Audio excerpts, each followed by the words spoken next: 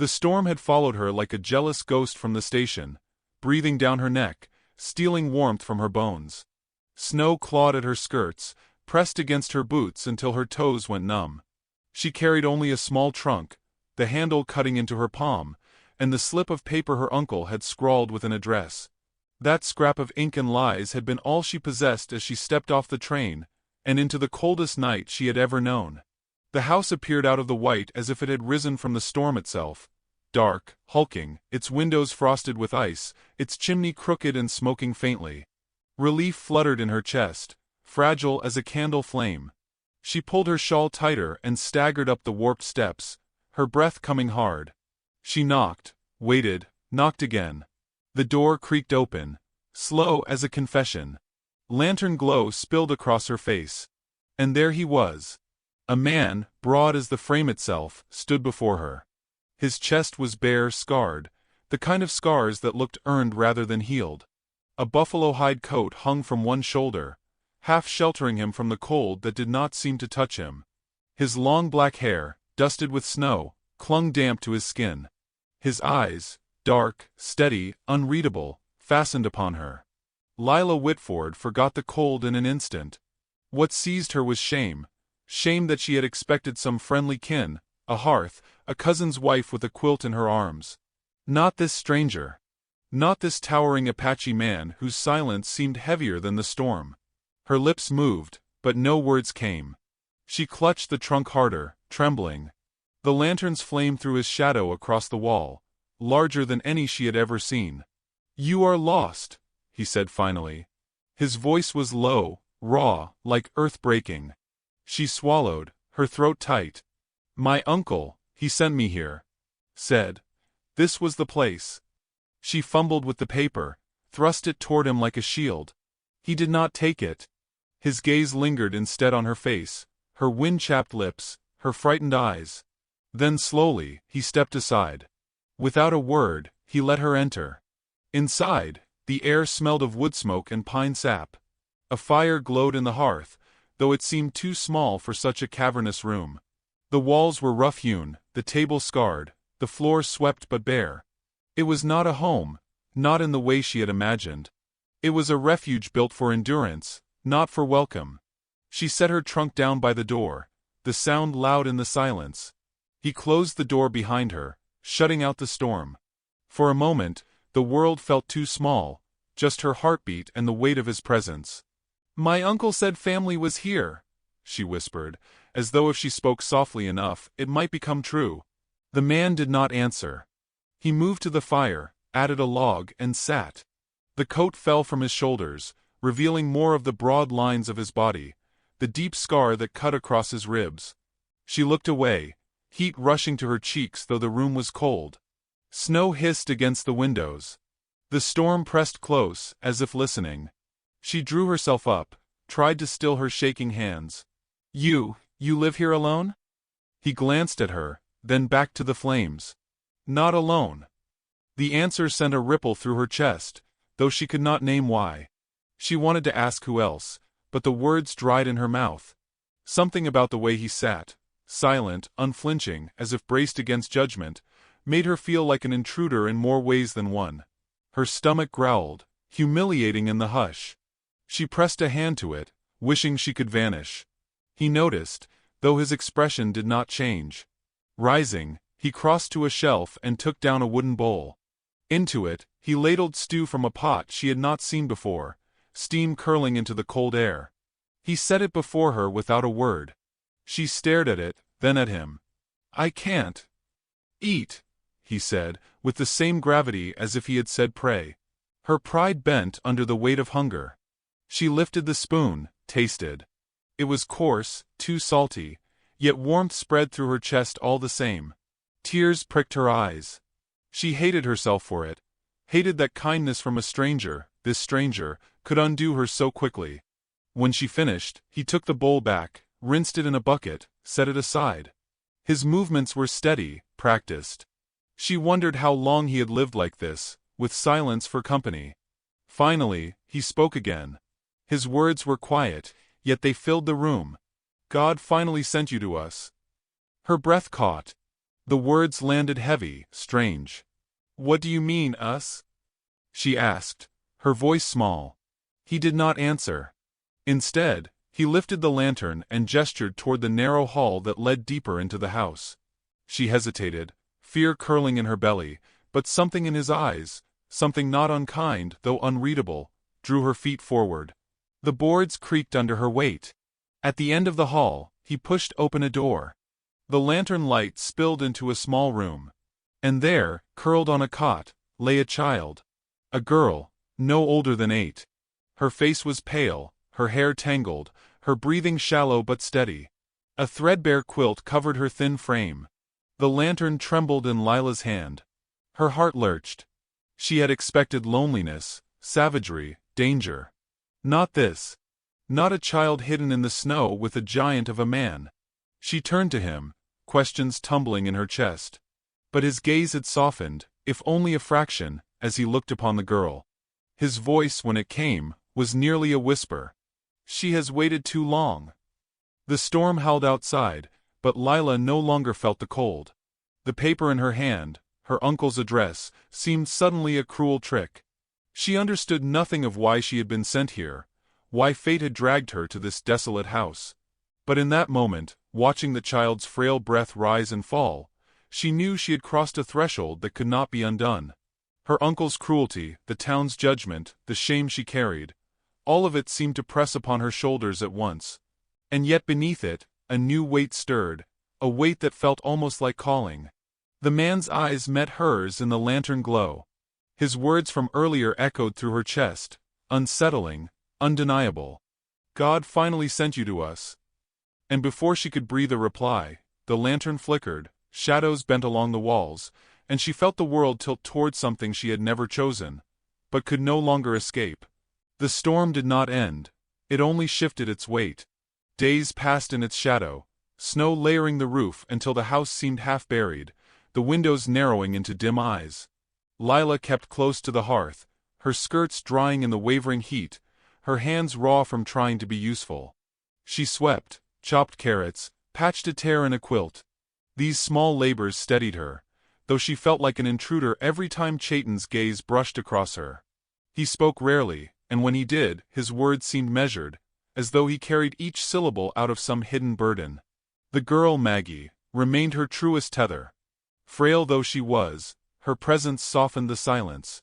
She whispered questions in the evenings, shy and eager, asking about Lila's bonnet, her boots, whether she had sisters. Lila told her small things. Memories of a mother long gone, of a creek where she had once tried to fish with a crooked stick. The child laughed faintly, a sound so fragile it seemed to belong to another world entirely. Lila found herself weaving stories just to coax it back again. But beyond those walls, tongues sharpened in the town. Rya Jameson stood at the mercantile door, wrapped in a fox shawl, her eyes keen as a hawk's. She whispered to Pastor Cooper that the Whitford girl had not returned to her uncle's house, that she had been seen near the wrong lane, trudging toward the Blackthorn cabin in the storm. Soon the whispers carried weight, bending like branches under ice. "An Apache," Rya said with a tilt of her chin. "And a shirtless one at that. What kind of girl goes willingly into such a place?" The pastor pursed his lips, as though tasting something bitter. "No girl of sense," he replied. By the time Lila returned to town for flour, eyes followed her. 2 women turned their shoulders in unison. A boy laughed into his hand. The shopkeeper's smile was too thin, his bagging too slow, as though prolonging her discomfort. She felt it like a brand on her skin, that judgment. It reminded her of her uncle's scowl, of the day he pressed the slip of paper into her hand, saying she was someone else's burden now. A girl too plain, too poor, too useless to keep. Shame rose hot beneath her collar, though the wind cut her cheeks raw. Back at the cabin, she tried to hide it, but Chayton noticed. He always noticed, though he said nothing. That night, while she sat mending her shawl, she found her needle paused in the cloth because his shadow had moved. He had laid something by the fire, a stack of wood, neatly split, though she had not heard him leave to gather it. He left it there without a word and went to sit again, his silence heavy yet not unkind. It was not comfort, not exactly. But it was a gesture. And Lila, though her eyes burned, felt her chest loosen. The storm deepened. Nights grew louder with wind that rattled the shutters like angry fists. Maggie coughed in her sleep, drawing Lila from her pallet again and again. She fetched water, pressed a rag to the child's brow, whispered songs half-remembered from her own mother's lips. Sometimes, when she looked up, she found Chayton watching from the doorway, his massive frame etched in firelight, as though he stood guard not only over the child but over her as well. Still, the gossip weighed. Each time she closed her eyes, she heard Raya's voice, the town's murmurs, the unspoken verdict: ruined, marked, forever suspect. And she feared that perhaps it was true, that by staying here, even for survival, she had crossed some invisible line that no one would let her back across. One morning, when the snow lay blue in the first light, she stepped outside to gather kindling. Her breath made ghosts in the air. She bent, fingers stiff, and when she rose, she saw him standing a few paces off. Chayton, shirtless again beneath his fur coat, the scars on his chest stark against the dawn. He looked toward the horizon, not at her, as though listening to something the storm concealed. She wanted to ask why he stayed bare in such cold, why he bore his wounds uncovered as though daring the world to look. But the words faltered. Instead, she asked softly, "Do they speak of me? In town?" His head turned, slow, deliberate. His eyes met hers, unreadable. "They always speak." Her throat closed. "And what do they say?" "They say what fills their emptiness," he said, and nothing more. It was not the answer she sought, but somehow it cut closer than any she could have borne. She turned away, blinking hard, anger at herself burning her eyes. That evening, Maggie curled against her, small fingers clutching her sleeve. "Don't mind them," the child whispered. "Papa says storms make people cruel. But storms end." Lila froze. She had not heard the child call him that before. "Papa." She looked toward the hearth, where Chayton sat in the glow, silent, a figure carved from patience and grief. Something shifted in her chest, something she could not yet name. When she finally slept, she dreamt of snow-swallowing voices, leaving only silence and the steady beat of a heart beside hers. The next day, Elias arrived. Her uncle's boots stamped hard against the floor as he stormed into the cabin without knocking, his face ruddy from cold and fury. His eyes landed on Lila, then swept to Chayton, and his mouth twisted. "So this is where you've chosen to shame us," he spat. "With him." Lila flinched as if struck. Maggie whimpered, burying her face against Lila's skirts. Chayton rose, towering, but said nothing. His silence was not weakness. It was a wall Elias could not breach. Elias sneered. "You'll come back with me. Now. Before the whole town writes you off as sullied." Her heart pounded. Shame urged her to obey, to flee this place and its silent walls. But Maggie's arms tightened around her waist. Lila felt the child's trembling, the desperate clinging of someone who had already lost too much. And then Chayton moved. Not toward Elias, not in threat, but toward the fire. He lifted a log, placed it gently on the flames, and the sparks rose. He did not look at Elias. He looked at her. Only at her. The message was clear as any sermon. The choice was hers. Lila's lips parted, words trembling there, words she had never dared speak before. And as Elias's fury filled the room, she heard herself whisper, low but steady, "He gave me shelter when you gave me nothing."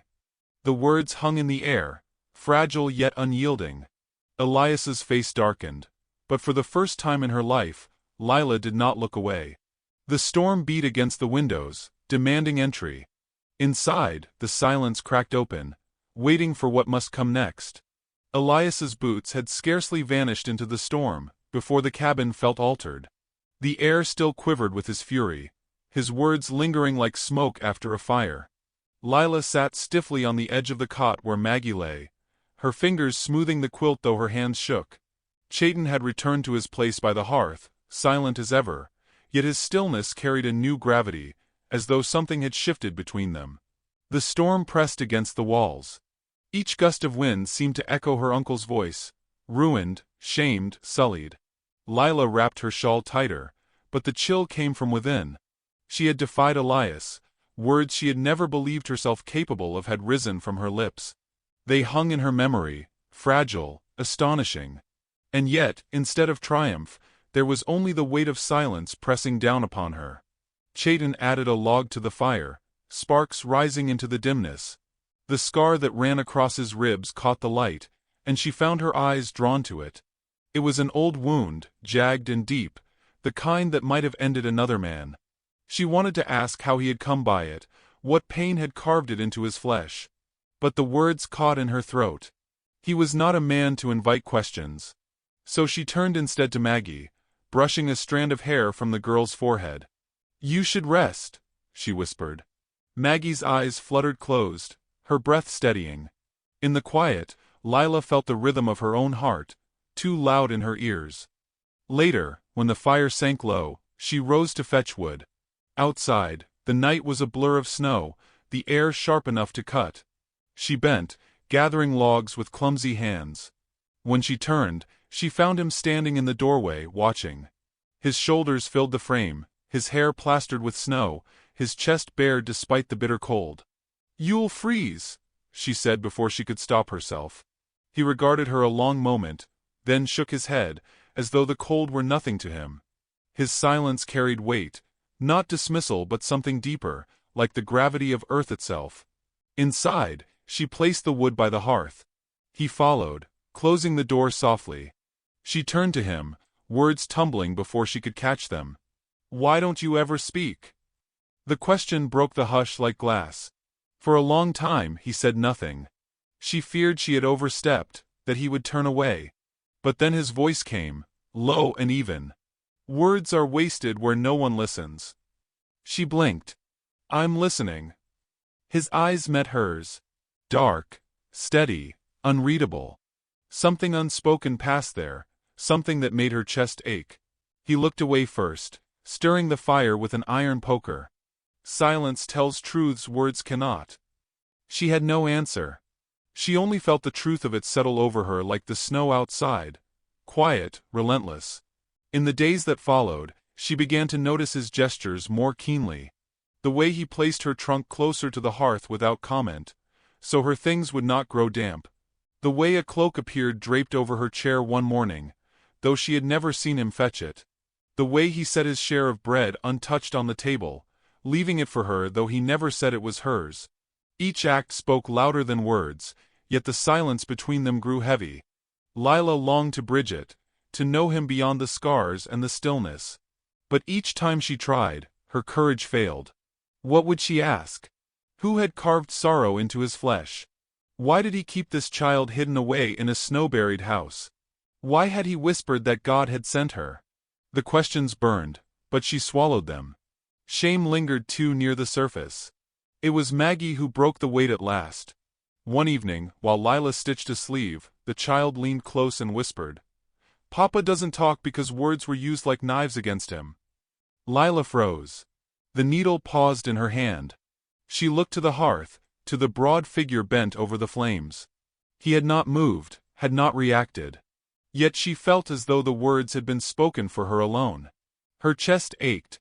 She wanted to say something, anything, that would ease the weight he carried.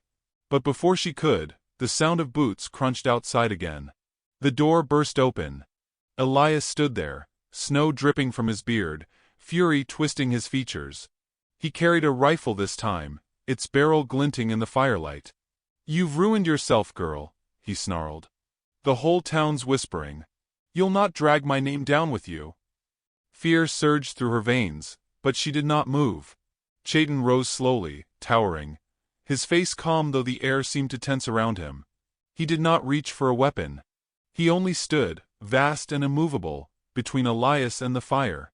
Elias's lip curled. "You think this savage will protect you? He can't give you back your good name. He can't give you a place in town, nor a husband, nor children fit to be called white." The words cut deeper than any blade. Lila's eyes stung. She felt every ounce of shame Elias meant to press upon her, every whisper the town had already shaped behind closed doors. She wanted to crumble, to flee, to hide from the scorn. But Maggie's small hand clutched hers. She looked down, saw the child's wide eyes, full of trust, of fear, of desperate hope.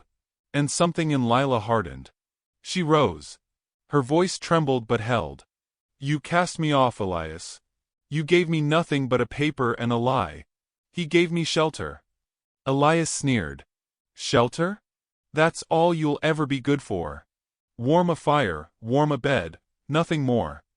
The shame struck deep, but this time it did not silence her. She lifted her chin, meeting his glare. Her voice steadied. Better to warm a fire that keeps a child alive than to live cold in your house of pride. The silence that followed was thick, crackling like ice underfoot. Chayton did not move, but his eyes found hers. In them, she saw not pity, not surprise, but something steadier, acknowledgement, as though her words had touched a truth he carried too. Elias spat on the floor. You'll regret this. He turned, slamming the door so hard the walls shook. Snow roared outside. Inside, the silence returned, but it was no longer the same. Lila's chest heaved. She sank onto the cot, trembling, but not with fear alone. Something fierce stirred beneath her shame, something untested but alive. Across the fire, Chayton watched her. His silence no longer felt like a wall, but like a weight shared. For the first time, she did not flinch beneath it. And as the storm raged against the house, she realized the silence between them had begun to change. Not emptiness, but possibility. The storm eased at last, though it left the land hushed and sharp as glass. Snow crusted the roofs, hung heavy on the branches, muffled every sound. But quiet in the world only sharpened the noise of gossip in town. Raya Jameson's tongue worked harder than any plow, carving deep furrows in people's minds. By the time Lila and Chayton ventured to the station for supplies, judgment already clung to the air like frost. They arrived at dusk, the sky bruised purple, lanterns glowing gold against the white. Lila's shawl was pulled tight, Maggie's hand tucked in hers. Chayton walked ahead, a massive silhouette in the lantern light, his buffalo coat draped carelessly across his shoulders, chest bare despite the cold. His scars caught the glow, each mark a story untold, each silence a provocation. The crowd's eyes fixed upon him. Some narrowed in fear, others sharpened with scorn. Lila felt their stares like needles through cloth. Whispers rippled as she passed. There she is, the Whitford girl. Living with him, they say. In sin. No better than ruined. Her face burned. Maggie pressed closer to her skirts, whispering, Don't mind them. But Lila's heart rattled in her chest. Shame swelled, threatening to drown her. She remembered her uncle's words, Raya's smirk, the pastor's cool gaze. Each glance in the crowd seemed to press a verdict upon her. At the mercantile door, Pastor Cooper stepped forward. His tall frame cast a shadow, his lips pressed thin as a seam. Miss Whitford, he said, voice solemn, carrying over the murmurs. Is it true what's been spoken, that you've abandoned family to dwell with this man? The air bristled. Lila's throat tightened. She could not breathe for the weight of so many eyes. She wanted to flee back to the snow-buried cabin, to close the door and vanish into the silence she had come to know. Yet Maggie's fingers clung to hers, small and trembling. Before she could answer, Raya Jameson's voice rang out, sweet as poison. What family? Her uncle cast her off, said she wasn't worth feeding. This savage was the only one fool enough to take her in. Laughter cut the air. Lila's heart cracked beneath it. She opened her mouth, but no words came. Then she felt it, the shift of air beside her. Chayton stepped forward, his presence vast, his silence more commanding than any sermon. He did not speak. He only stood there, bare chest lifted against the bitter cold, eyes sweeping the crowd with calm that was sharper than anger. The hush deepened, broken only by the creak of snow under boots. Lila saw in him what they refused to see. A man who had borne shame until it no longer bent him. Scars across his chest, silence in his throat, yet dignity that not even winter could strip away. And suddenly, she understood. His silence was not emptiness, it was defiance, forged from pain, from exile, from survival. Her shame shrank beneath it. For the first time, she lifted her chin and let her eyes meet the pastor's. Her voice, though small, carried. He gave me shelter when no one else would. The words startled her. They startled the crowd too. The murmurs stilled, the cold air drawing tighter. Raya scoffed, but the sound rang hollow. Pastor Cooper's brow furrowed. "Child, think of your soul, think of the stain you place upon your name."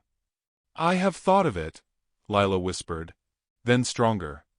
"I would rather bear a stain in your eyes than freeze to death alone." The crowd shifted uneasily. Some looked away, some frowned, some watched with a hunger for scandal. But Lila no longer bent beneath their weight. She felt Maggie squeeze her hand, a small pulse of courage. Raya sneered. "And what will he give you, girl? A name? A place? A future? Or only ruin?" Lila faltered, her breath quick, the words twisting in her throat. Doubt pricked sharp. Could she name what he offered her? Could she even name it to herself? And then Maggie's voice piped through the hush, thin but sure. "God sent her." The words rang fragile yet fierce, a child's truth cutting deeper than any sermon. Lila froze, tears rising. She looked down at the girl, whose eyes glistened with conviction. The crowd stirred, whispers tumbling like wind through dry grass. Chayton turned, his gaze settling on Lila. For a heartbeat, she saw his silence open, just enough for something to pass between them, something heavy as stone yet bright as flame. She reached, almost without thought, and placed her hand upon his arm. His skin was cold beneath her palm, his muscles taut as iron. But he did not move away. He stood, still and vast, and allowed her touch. Gasps rippled through the crowd. In that single gesture, she had crossed the line they had drawn for her. She had claimed him before every watching eye. Her heart thundered. Shame and fear still clung, but beneath them burned something stronger. For the first time, she felt the weight of her choice, not a burden thrust upon her by others, but one she carried herself. The pastor's face darkened, his lips parting to speak.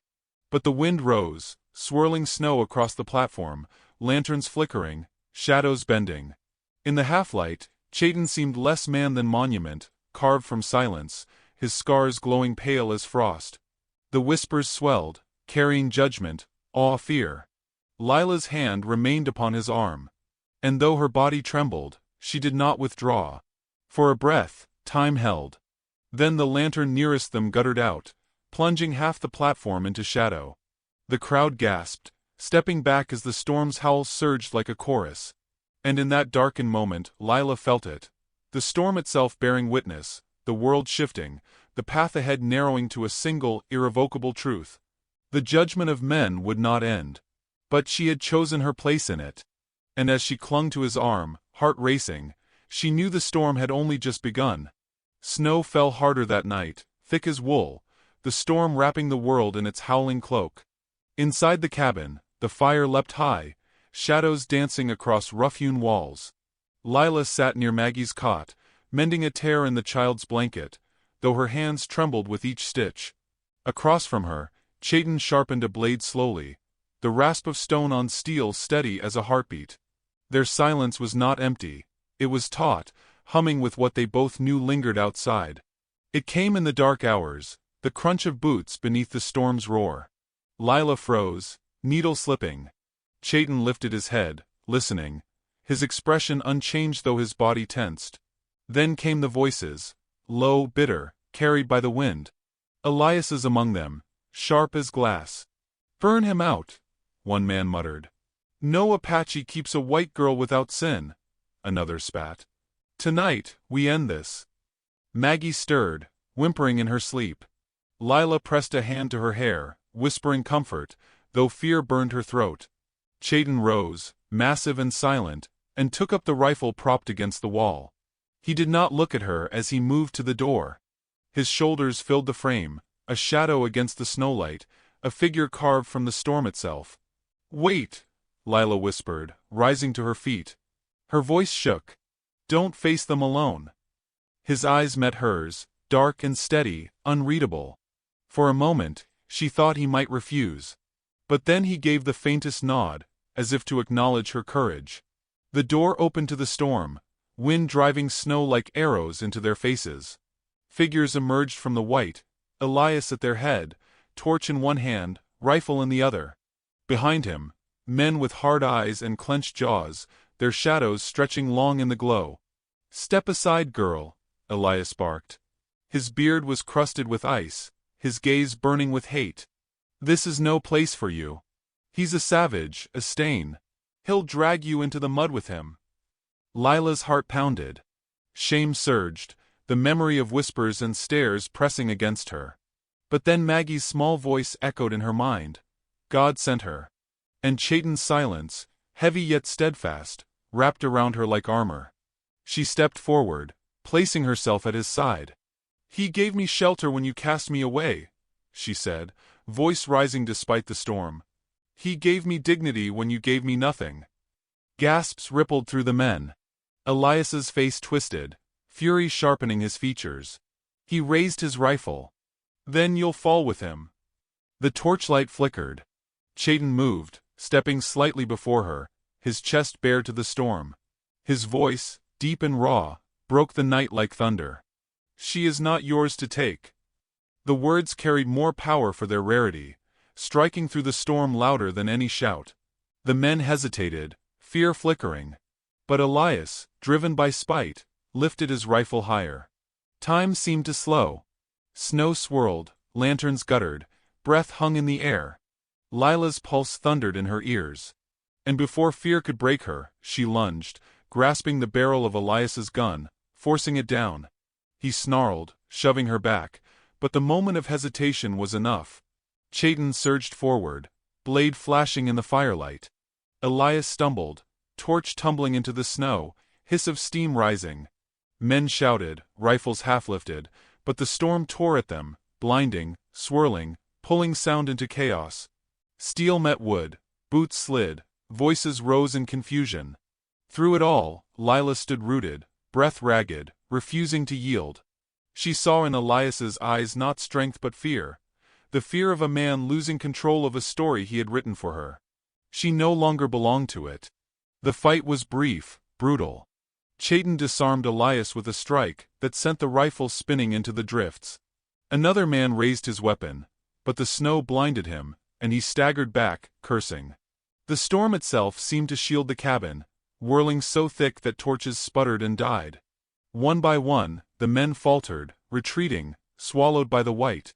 At last only Elias remained, kneeling in the snow, his breath ragged, his face pale. Chayton loomed above him, blade in hand, chest heaving. Silence stretched. Lila held her breath, heart trembling. She feared the steel would fall, feared the storm would end in blood. But Chayton did not strike. He lowered the blade slowly, his eyes never leaving Elias's. His silence was judgment enough. "Go," he said, voice deep final. Elias's mouth worked, but no sound came. He staggered to his feet, stumbling into the storm, swallowed by its fury. The others followed, their anger broken, their courage scattered. Within moments, the night was empty but for the wind. Lila stood shaking, snow stinging her cheeks, tears freezing against her skin. The firelight from the cabin spilled across the drifts, painting the world in gold and shadow. She turned to Chayton, who stood like a monument in the storm, blade lowered, breath rising in clouds. His eyes met hers, unreadable, yet something within them flickered, a recognition, an acceptance. She stepped closer, her hand trembling, and reached for him. Her fingers touched his arm, then slid to his hand. He did not pull away. His palm, rough and scarred, closed over hers, steadying her trembling. Behind them, Maggie appeared in the doorway, quilt wrapped around her small shoulders, eyes wide. "Are they gone?" She whispered. "Yes," Lila said, her voice breaking but sure. She tightened her grip on Chayton's hand. "They're gone." The storm howled louder, as if to seal her words. The three of them stood in its heart, child, girl, giant, bound together not by blood nor law, nor the judgment of men, but by something fiercer. When they turned back inside, the fire welcomed them. Shadows bent on the walls, the warmth wrapping around their cold skin. Lila knelt to tuck Maggie into bed, her hands steady now, her shame burned away in the storm. Chayton sank before the hearth, shoulders bowed, scars gleaming in the light. For the first time, Lila did not see them as marks of shame. She saw them as proof, of survival, of endurance, of a man who had carried silence not as burden but as shield. She crossed the room, kneeling beside him. Her hand found his once more. This time, she did not tremble. "Maybe," she whispered, her voice tender, raw. "God sent me to you too." The fire cracked, sparks rising like stars. Chayton's eyes lifted, and though his lips did not move, the silence between them answered. Outside, the storm raged on. But inside, something had shifted. Not peace, not yet. But the beginning of it. And as Lila leaned against his shoulder, the weight of judgment lifted, replaced by something fierce and fragile, a truth born in snow and silence. They belonged against every voice that said otherwise.